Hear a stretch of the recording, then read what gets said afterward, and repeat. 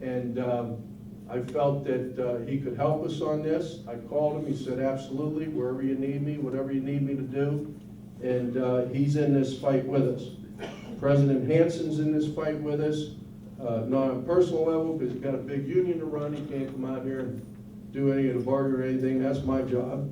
But he's committed the financial resources we need. Here's the other part of a winning formula. We need to change the public debate, because what's happened, and you've seen it over the years, the Washington Post has been relentless. I walk around with a big bullseye on my back, and they can take shots at me every chance they get, which is fine. You know, I'm an old Pittsburgh boy from the street corner. I don't have a problem trading punches with anybody. And I mean anybody, even the Post. But we've sat back, not because we're afraid of Post or anything, because we had other, you know, we've been fighting some serious battles. Every time I turn around, they want to change the disability law. They want to change the bargaining law. They want to do this. They want to do that. That's not by accident. Their strategy is to keep us so damn distracted and so busy, hoping that something's going to slip through. Well, so far, nothing slipped through. But it takes a lot of time and hard work and constant diligence to make sure that doesn't happen. So we probably haven't given the PR piece the attention it deserves, but we're going to stop doing that. Here's what we're going to do. We got a 12-week program put together. We're going to start with a poll. Why? Pretty simple. We want to know what's on the minds of the people we serve, the taxpayers, the people that ultimately pay the bills. I want to know whether they view you favorably or whether they view you as a problem, and that's a very important thing to know. Because if they view you favorably, then the PR campaign is going to speak to that strength, okay? That would be a certain message. If they view you as the problem, then we have to educate them and dispel that belief. That's going to take a different message. So we got to know what the message is. So once we figure out what the message is, here's what we're going to do. We're going to take out ads. We're looking at putting ads on the side of ride-on buses. I kind of like that because you guys roll them, and there'll be ads promoting what you do on the side. I kind of like that one, and it's not that much. We're looking at taking ads out in the newspapers. We're going to be doing some radio stuff. We're going to be doing some TV stuff. And we're going to be using you folks to do that. Because what we have to do, if you would have seen, I wish you would have seen that, really go up on our website and watch that Rachel Maddow thing, and you'll really see what we're up against. They're trying to dehumanize public employees. They're trying to make you the enemy. And they're trying to pit private sector workers against public sector workers. And we got to be careful about that, because about 20 million private sector workers are out of work, okay? And here's what they're trying to drill in their head. Your taxes are paying these big salaries of public employees and these ridiculous pensions and health care benefits. Well, you know what? If you're one of those 20 million people who just lost their house and had to move to your mother's back room, right? And you ain't got no money, and your unemployment insurance has just run out, you're pretty pissed off, right? Well, our job is to make sure they're not pissed off at you, but that's what they're trying to get them to do, be pissed off at us. We're not the problem. Wall Street messed this up. Those bastards stole all the money and didn't leave us any. But they're not talking about that. They're talking about you. But in any event, so we got to change that conversation. And our goal is to use your faces and put a human face on what you do. I'm a public service. I'm a public nurse. I take care of your children and whatever it is. I'm a ride-on bus driver. I'm the one that gets you to work safely. You see, you get the point? I'm the snowplow operator that spent 11 straight days last winter in that blizzard without sleep, without seeing my family, to make sure you could get to work and to make sure if you had a heart attack, an ambulance could get to your house. See, that's how we got to talk to the public. We're the ones that take care of you. We're the ones that take care of your children, your parents, your grandparents, your grandchildren. And that's the message that we got to put out. So when the God... Steelers won. I'm on a roll. Go Steelers. So when the politicians want to curry political favor at the expense of you and your families, we planted the seed and the taxpayers said, no. These people cross my children to make sure they get to school on time. These people inoculate my babies so they don't end up with some crazy ass disease. These people take me to work so I can feed my family. These people clear the streets so if I have a heart attack, an ambulance can get down. Get off their asses. They deserve respect. That's the message that we're going to send.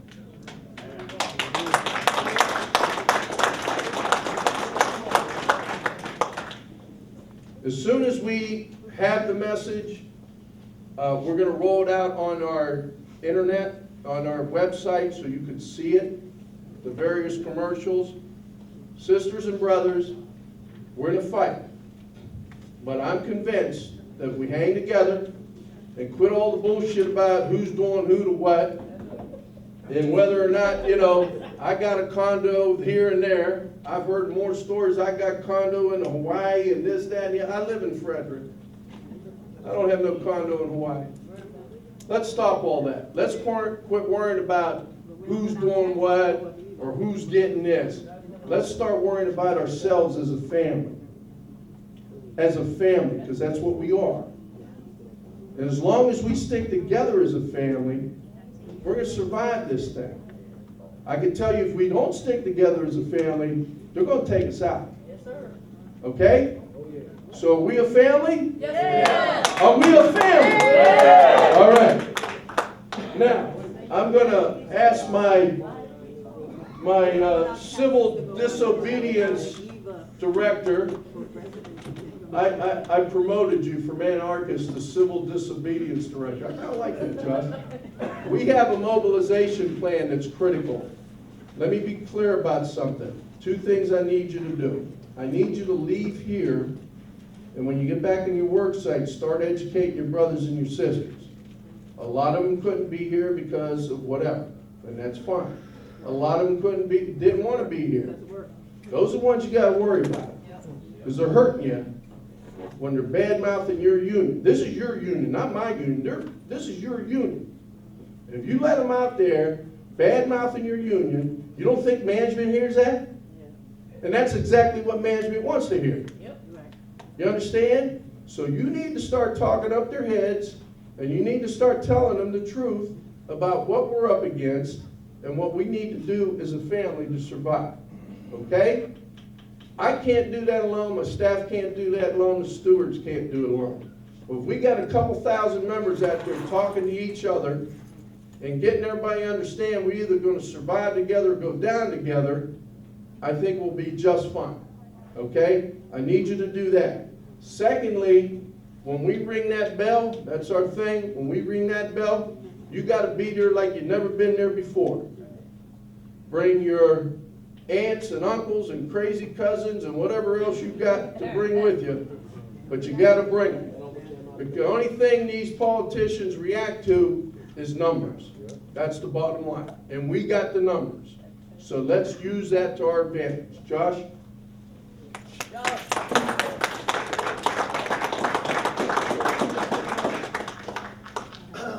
Can everyone hear me? Yes. Yeah? All right, Gino asked me to speak. Let's begin with a little, come on. There we go. There we go.